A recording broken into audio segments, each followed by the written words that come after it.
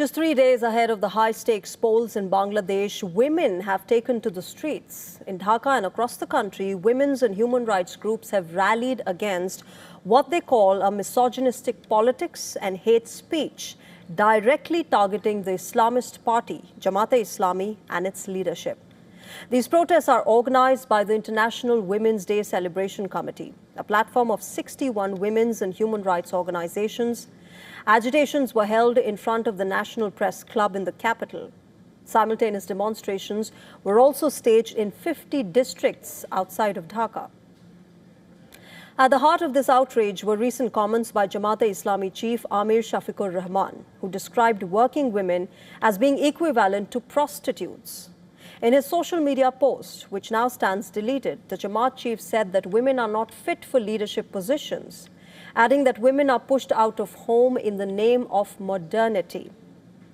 Protesters condemned the remarks as degrading, dangerous, and a blatant attempt to justify discrimination under the cover of religion. The groups also criticized the Yunus government and the Election Commission for their silence, saying that misogynistic statements during an election campaign undermines democratic values and women's safety. They're also demanding immediate action against any party or candidate engaging in misogynistic speech and called for an end to the use of religion in politics. But with just days to go for the general election in Bangladesh, the protest was not just symbolic, it was numerical. Bangladesh, remember, is home to an estimated 23.7 million working women. They are employed across agriculture, garments, education, healthcare, services, banking, retail, hospitality, and domestic labor. Activists say that these women form a powerful electoral bloc that can no longer be taken for granted. To put it into further context, let's tell you how 78 women are participating in this year's parliamentary elections.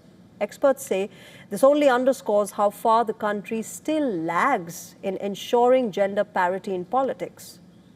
Of these 78 women candidates, 61 have been nominated by 30 political parties, while 17 are independents.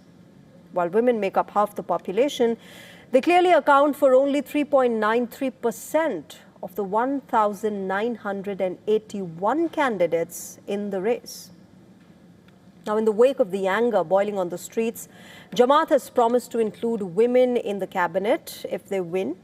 But the fact remains that the party has not fielded a single woman candidate in these upcoming elections.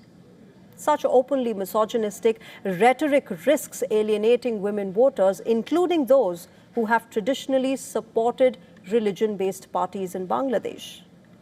The current wave of protests could shrink Jamaat-e-Islami's appeal among women and push female voters toward the Bangladesh Nationalist Party, or the BNP, who could stand to gain.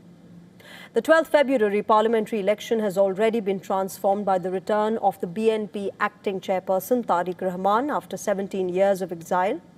His homecoming has turned the vote into a referendum on governance, democratic restoration, and the future direction of the country. Despite the personal tragedy of losing his mother, Khalida Zia, who was the former Prime Minister, Tariq Rahman has moved quickly from mourning to mobilization.